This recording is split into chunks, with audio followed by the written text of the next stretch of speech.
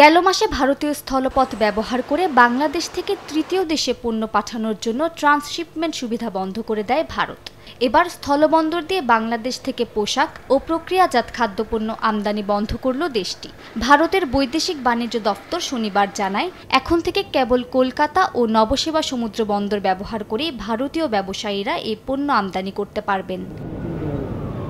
নিষেধাজ্ঞার আওতায় রয়েছে তৈরি পোশাক, প্রক্রিয়াজাত খাদ্য, ফল ও জুস, তুলা, প্লাস্টিক ও পিভিসি সামগ্রী এবং কাঠের আসবাবপত্র।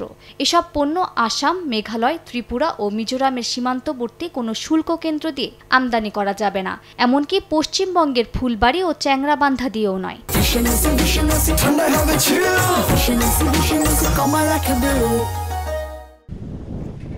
তবে মাছ, এলপিজি, ভোজ্য তেল ও পাথরের গুঁড়া আমদানির ক্ষেত্রে কোনো বিধিনিষেধ নেই। একই সঙ্গে নেপাল বা ভুটানের উদ্দেশ্যে বাংলাদেশ থেকে ভারত হয়ে পণ্য পরিবহনের ওপরও নিষেধাজ্ঞা প্রযোজ্য নয়।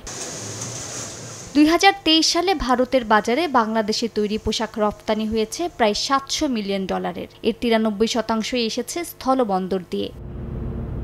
মালিহা সুহরাওয়ার্দী, সময় সংবাদ।